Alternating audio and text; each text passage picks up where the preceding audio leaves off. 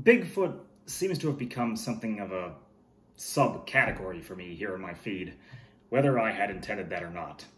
Whether it was, interviewing Derek Hayes from the Monsters Among Us podcast for House of Tortured Souls, whether it was reviewing Dr. Squatch soap, or whether it was using Twitter and Facebook to frequently remind people that, look, Bigfoot's retired on Mars, so leave him alone. So I suppose it was inevitable I would end up arriving at reviewing a Bigfoot movie, so why not start with one about Bigfoot having erectile dysfunction, which is in fact a plot topic of this. Bigfoot by Absurd Productions Pictures. How apt. I had the chance to meet the crew of Absurd Productions at the Horror Sideshow Market several weeks ago, where I also met Felissa Rose and I got my Gemini Crow sauces that I reviewed, and I was fascinated by their table. I enjoy supporting and helping to draw attention to aspiring creators, particularly for the horror genre, so I figured I would give them a little boost here. And in fact, I also purchased this really kick-ass mask, which is for their upcoming production, Killed on Arrival. For any of you who might not be aware, KOA is actually a coast-to-coast string of campgrounds that my family and I frequented when I was a child. So seeing this just kind of awoke my inner boy. No, it doesn't stand for Killed on Arrival. The campground, I mean.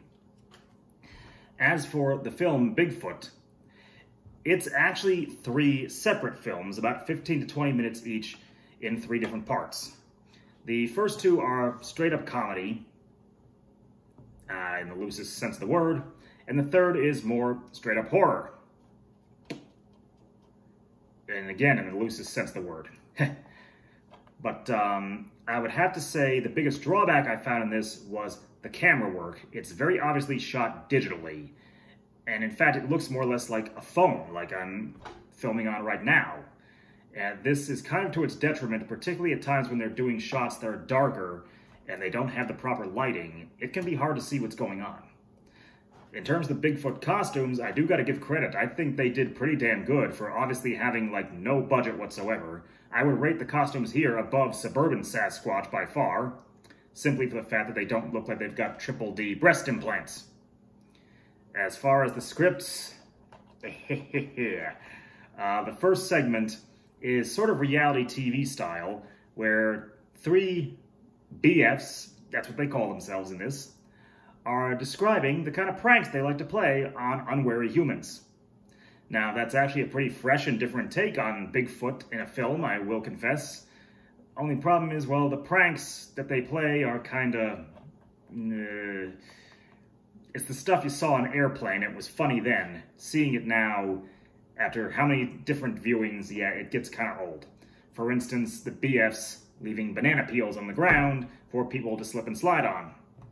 And believe you me, the actors that do the slipping and sliding, they really make no attempt to make it look convincing. I suppose I shouldn't criticize for that because, hey, they're not professional stunt people. The second segment is about a BF and his human wife going for couples counseling because there's a little problem in the cave. Well, he's a BF, it's probably not little. But yeah, that's where that remark at the top of the video came from. And in the third segment, it's more or less horror. I wouldn't call it scary, though, due to the effects and the costumes, but it is about a group of BFs terrorizing 2 campers in their tent. It might have been a little scarier if they had done it at night, but again, with the kind of camera work that they had available, that really would have been to their detriment, because you wouldn't have been able to see a damn thing. Now, the effects in that third segment are definitely on par with Suburban Sasquatch, complete to yanking a person's arm off, and you can pretty obviously tell someone is standing behind them squirting ketchup out of a bottle. As far as low grade goes, this isn't bad. I've certainly seen worse, but I've definitely seen much better, B-grade schlock films made by amateur artists. But I would say if you're into Bigfoot and if you're into self-aware schlock, this is worth checking out.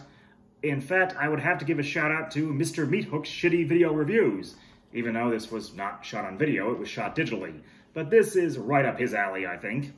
So I'm going to be leaving a link to Absurd Productions pictures down in my description, so you guys can check them out and hopefully support them. As always, folks, to top this out, I'm going to always urge you to just take your precautions, please.